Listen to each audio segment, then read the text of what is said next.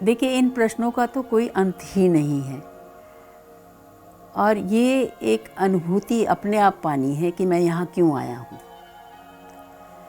जब हम एक शब्द बोलते हैं अहम ब्रह्मास्मि या मैं ही ब्रह्म हूँ, मैं प्रभु का अंश हूँ, तो आप प्रभुता के गुण अपनाने आए हैं। यहाँ ये एक प्रयोगशाला है पृथ्वी। यहाँ मानव अपने को परिष्कृत करने आया है। जब उत्थान हुआ तो एक मत्स्य अवतार से हम वराह हुए, कूर्मी हुए, कितने अवतार हुए, थ्योरी ऑफ एवोल्यूशन है। तो हम यहाँ अपने को परिष्कृत करने आए हैं। यहाँ प्रकृति हमें खेलने देती है क्योंकि प्रकृति हमें जानती है कि हमारे अंदर क्या रसायन तत्व हैं। तो हम कभी भी पूर्ण समर्पण में नहीं रहते। हम जीवन को अपने बुद्धि से चलाना चाहते हैं।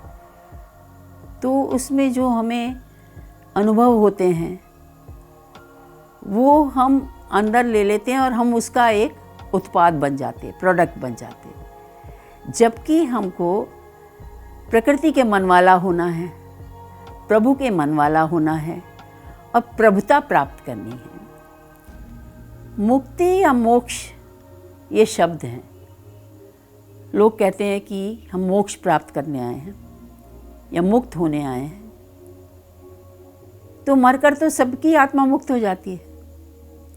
अगर वो उसके अंदर कोई हलचल है, कोई व्यथा है या कोई उसने संकल्प उसका पूर्ण नहीं हुआ तो उसको प्राण त्यागने में जाने में कष्ट होता है।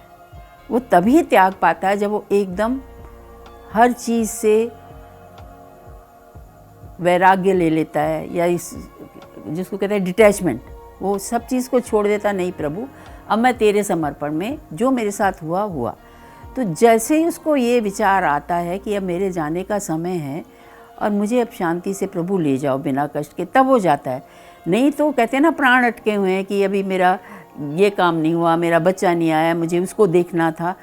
तो वो सारे ये जितने कष्ट होते हैं ये आपको मुक्त कराने ही आते हैं। तो प्रणाम का ये समझना है कि मुक्ति या मोक्ष ये तो प्रत्येक को मिलती है। अगर हम जीते जी उस मुक्ति का आनंद ले सकें,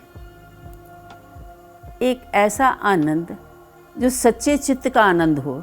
जितने भी हैं नाम हमने प्रभु को दिए हैं उतने उनके गुण हैं। सत्येश्वर है, ईश्वर है, सबसे ऊपर है। उन गुणों को हमने अपनाने का पूरा अपना तन मन धन से प्रयत्न और साधना करनी है। बड़प्पन, प्रभुता का मतलब बड़प्पन ही है। प्रभुता प्रभु का ही गुण है। अब आप देखिए, बहुत प्रैक्टिकल चीज़ बताता है प्रणाम। हम हर चीज़ में ओछापन ले आते हैं। घर में कोई ज़्यादा चीज़ आई, ये इसकी, उसकी, मेरी। किसी ने बाहर गलत बात कर दी तो हम उसके साथ ओछे स्तर पर उतर आते हैं। तो हमने बड़प्पन कहाँ रखा। फिर हम कहते हैं हमें प्रभु नहीं मिले, हमें कोई टेक्निक मिल जाए जिससे हमें प्रभुता प्राप्त हो जाए। प्रभुता प्राप्त करने के लिए हमको पूरा ध्यान रखना पड़ेगा कि पहली चीज़ कि हमको ये समझ आ जाए। ज्ञान मैं नहीं कहूँगी, ज्ञान तो इतना कोई नहीं पढ़ सकता जितना लिखा गया कहा जाए। ये समझ आ जाए कि ये मानव शरीर नश्वर है। ये प्रकृति का एक पुतला है यहाँ पर, जो इस पृथ्वी की प्रयोगशाला में अपने को सर्वोत्कृष्ट बनाने के लिए आया है और ये अनुभव कर पाए कि प्रभुता क्या है। उससे सबका उत्थान होता है क्योंकि उसका आभा मंडल विस्तृत होता है। जो उसके आभा मंडल में आएगा वो भी आनंदित होकर जाएगा, उसको भी वो प्रसन्नता मिलेगी। प्रभु क्या है? प्रभु पूर्ण प्रेम है, प्रभु पूर्ण ज्ञान है, प्रभु पूर्ण वैराग्य है। हमको वैराग्य से मतलब ये नहीं कि आप चीज़ों से मतलब ना रखें, मगर उसमें लिप्त ना हो। प्रभु पूर्ण शोभामय है। उनकी आपने प्रकृति, हमको प्रकृतिमय होना है। प्रकृति में देखा सूर्य कभी झटके से नहीं चलता, या ये नहीं सोचता कि दिल्ली वाले ज़्यादा पैसे देते हैं मैं उनको ज़्यादा रोशनी दूँ। वो अपनी चाल चलता है। हमारे मूवमेंट्स, हमारा सोचना कितना झटकेदार होता है। प्रकृति में सब कुछ लयात्मक है। हमको प्रकृति स्वरूप होकर प्रकृति की तरह देना, धरती की तरह पूरा, किसी को ये नहीं कहती पैर मत रखो, किसी को ये नहीं कहती कि तुम पापी हो मत आओ, सहनशील होना, ये हमको सब ये यहाँ आत्मसात करना है। प्रकृति के गुण सीखने हैं, प्रभुता के गुण जैसे अभी मैंने बताए, पूर्ण ज्ञान, परा नहीं अपरा भी नहीं, दोनों मिला के। अपरा ज्ञान होता है जो संसार से आपने प्राप्त किया, परा ज्ञान होता है कि ये सपना क्यों आता है, चांद सितारे ऐसे क्यों घूमते हैं, ये काल चक्र कैसे काम चलता है। जब हम समय के साथ चलते हैं तो हम आनंदित रहते हैं। भय रहित होना, मृत्यु का भय, बूढ़ा होने का भय, काम छिन जाने का भय, दुनिया भर के भय, बच्चे का बिगड़ जाने का भय। तो जब हम निर्भय हो जाते हैं, निर्वैर हो जाते हैं, तो हमारे अंदर एक ऐसी ऊर्जा और ऊष्मा प्रभावित होती है जो सबको, औरों को भी आनंदित करती है। तो हम यहाँ मानव जीवन का आनंद लेने, जीवन को एक उत्सव बनाने के लिए हैं।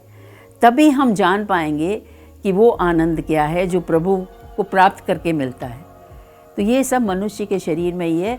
हम यहाँ अपने को नित्य परिष्कृत करने आए हैं कि आगे मानव और परिष्कृत कैसे हो सकता है, क्योंकि बुद्धि के द्वारा इतने सदियों से हमने काफ़ी कलुषता अंदर इकट्ठी कर ली है। तो मानव को ये देखना है कि मेरे इस इतने सुंदर प्रभु स्वरूप पुतले में जो जहाँ भी कलुषता आई है, अपूर्णता आई है, उसको मैं कैसे निष्कासित कर सकूँ। जीवन का उद्देश्य यही है कि इसको प्रभुता दें, वो सौंदर्य दें, वो तेजों में प्रकाश दें, ताकि सबका जीवन आनंदमय उत्सव में बदल जाए।